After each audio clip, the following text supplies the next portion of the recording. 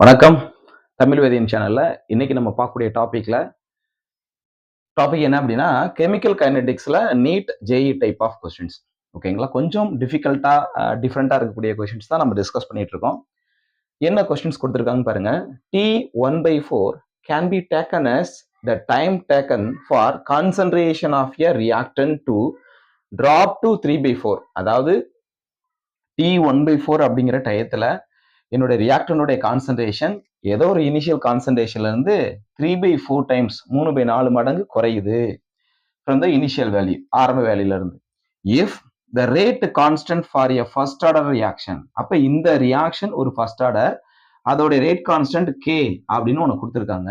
அப்படின்னா then T1/4 can be written as, அப்ப அந்த T1/4 அப்படிங்கிற டயத்துல அதோடைய செறிவு கான்சன்ட்ரேஷன் என்னவா இருக்கும் அப்படின்னு தான் கொஸ்டின் ரைஸ் ஆயிருக்கு. இதுல என்ன ஒரு கன்ஃபியூஷன் இருக்கு அப்படின்னா, இங்க T1/4 அப்படின்னு ஒன்று கொடுத்துருக்காங்க, இன்னொன்னு என்ன கொடுத்துருக்காங்க 3/4 அப்படிங்கிறது கொடுத்துருக்காங்க. T1/4 அப்படிங்கிறது என்னன்னா T1/4 டைம், இனிஷியல் டைம் Tன்னு எடுத்துக்கோங்க, அப்புறம் ஃபைனல் டைம் வந்து 1/4 டைம்ஸ் ஆஃப் இனிஷியல் டைம்னு எடுத்துக்கலாம். நம்ம T ஹாஃப் எடுக்கும் இல்லையா, அதாவது இனிஷியல் கான்சன்ட்ரேஷன்ல இருந்து பாதியா குறையிறதுக்கு எவ்வளவு டைம் எடுத்துக்கிறோம், அதே மாதிரி இனிஷியல் கான்சன்ட்ரேஷன் வந்து 4 மடங்கு குறையிறதுக்கு எவ்வளவு டைம் எடுத்துக்கிறோம் அப்படிங்கறது அந்த T1/4 அப்படிங்கிறது. அதுக்கடுத்து என்ன கொடுத்துருக்காங்க, இன்னொன்னு 3/4ங்கிற இன்னொரு கான்செப்டும் கொடுத்துருக்காங்க. அது என்ன, அது ஆரம்ப செறிவு, அதோடைய ஆரம்ப செறிவுல இருந்தா இனிஷியல் கான்சன்ட்ரேஷன்ல இருந்து ஃபைனல் கான்சன்ட்ரேஷன் எவ்வளவு டிராப் ஆயிருக்கு அப்படிங்கறதான் 3/4 கொடுத்துருக்காங்க. இப்ப நீங்க ரெண்டை பயன்படுத்தியுமே இதுக்கான அந்த ஃபார்முலாவை நம்ம என்ன செஞ்சுக்கலாம், ஃப்ரேம் பண்ணிக்கலாம். சரி, இப்ப ஃபர்ஸ்ட் ஆர்டர் கைனடிக்ஸ்க்கான rate constant, first order reaction இருக்கு இல்லையா, அதோடைய ரேட் கான்ஸ்டன்ட் ஃபார்முலா என்ன? ரேட் கான்ஸ்டன்ட்டுக்கான ஃபார்முலா எடுத்து எழுதலாமா? என்ன வரும்? K is equal to 2.303 divided by T log of R0 by R. R0ங்கிறது இனிஷியல் கான்சன்ட்ரேஷன் ஆஃப் ரியாக்டன், இது ஃபைனல் கான்சன்ட்ரேஷன்.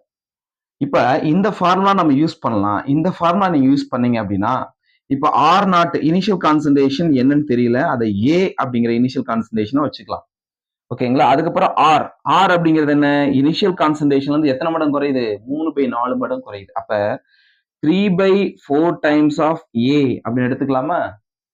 அதுக்கடுத்து T அப்படிங்கிறத T1/4 எடுத்துக்கலாமா? T இஸ் ஈக்குவல் டு T1/4ன்னு என்ன செஞ்சுக்கலாம், எடுத்துக்கலாம். இப்ப இந்த வேல்யூ நம்ம சப்ஸ்டிட்யூட் பண்ணீங்கன்னா உனக்கு என்ன கிடைக்கும் அப்படின்னா, பாருங்க இங்க எழுதுறேன். T1/4 இதை இங்க கொண்டு வந்துட்டேன். T1/4 மாத்தியாச்சு, is equal to 2.303 divided by K log of initial concentration A, final concentration 3/4 into A, 3/4 into A. இப்போ இந்த A கேன்சல் ஆயிரும். T1/4 is equal to 2.303 divided by K log of, இதை 3/4 ரெசிப்ரோக்கலா மாத்தினீங்கன்னா தலைகளை மேல கொண்டு போகும்போது 4/3 மாறிடுமா? இப்ப இதை சுருக்கணும், அவ்வளவுதான். இப்ப எப்படி சிம்பிளிஃபை பண்ணிக்கலாம்? T1/4 is equal to 2.303 by K log of 4 minus log of 3 அப்படின்னு வருமா? இப்ப 2.303 divided by K log 4 value 0.6 minus log 3 value 0.47. புரிஞ்சுக்க முடியுதா? இப்ப நீங்க என்ன பண்ணணும், 0.6யும் 0.47 என்ன செஞ்சிருந்தீங்க, கழிச்சிருங்க. கழிச்சு என்ன கிடைக்கும் நம்மளுக்கு, பாருங்க இங்க போறேன். 2.303 divided by K என்ன வரும், 0.13 கிடைக்குமா கழிச்சீங்கன்னா? அப்ப 2.303யும் 0.13 நீங்க மல்டிபிள் பண்ணீங்க அப்படின்னா கிடைக்கக்கூடிய ஆன்சர் 0.29 டிவைடட் பை K. இதுதான் ஆன்சர். ஓகே தானே? அப்ப நான் என்ன எடுத்துக்கிட்டேன், R0 ஏன்னு எடுத்திருக்கேன். R அப்படிங்கிறத இங்க இருக்கக்கூடிய கான்சன்ட்ரேஷனை வச்சு என்ன செஞ்சிருக்கோம், நம்ம எடுத்திருக்கோம். ஓகேங்களா? பட் சார் இந்த T1/4 வச்சு அது ஒரு ஃபார்முலா இருக்கலாம். ஒரு சில நேரங்கள்ல இந்த 3/4 டைம்ஸ் கொடுத்துருக்க மாட்டான். 3/4 டைம்ஸ் உனக்கு கையில கொடுத்துருக்க மாட்டான். அப்ப நம்ம என்ன பண்ணணும் அப்படின்னா, இந்த T1/4 இருக்கு இல்லையா, இதை வச்சு நீங்க என்ன செஞ்சுக்கணும், ஃபார்மெட்டை ஃப்ரேம் பண்ணிக்கலாம். அதாவது ஃபார்முலாவை ஃப்ரேம் பண்ணணும். எப்படின்னு பார்த்தலாமா? அதை ஒருவேளை அவங்க இந்த reactant to drop to 3/4 times of initial வேல்யூன்னு கொடுக்காம வெறுமனமே ஃபைனல் கான்சன்ட்ரேஷன் அப்படிங்கிறது ஏதோ ஒரு வேல்யூ இருக்குன்னு சொல்லியிருந்தா நீங்க T1/4ல இருந்து அதை கண்டுபிடிச்சிடலாம். இப்போ இந்த ஃபார்மேட்ல சின்ன சேஞ்சஸ் மட்டும் பண்ண போறேன். இந்த ஃபார்முலா தான் அதே ஃபார்முலா மாத்த போறேன். பாருங்க இப்போ எப்படி மாத்துறோம் பாருங்க. இது செகண்ட் டைப். இந்த டைப் ஆஃப் எக்ஸாம்பிள் நீங்க யூஸ் பண்ணிக்கலாம். ஆன்சர் எல்லாம் ஒண்ணுதான், மெத்தட் மட்டும் கொஞ்சம் மாறி வரும், அவ்வளவுதான். இப்போ இதே ஃபார்முலா தான், என்ன மட்டும் மாத்த போறோம், இங்க a/a - x இதை நீங்க கேள்விப்பட்டிருப்பீங்க இந்த ஃபார்முலாவை. இதே வேல்யூ தான், பட் இங்க இனிஷியல் கான்சன்ட்ரேஷன் ஏ, ஃபைனல் கான்சன்ட்ரேஷன் எப்ப கிடைக்கும்னா இனிஷியல் வேல்யூல இருந்து சம் அமௌண்ட் டிசோசியேட் ஆயிருக்கணும்.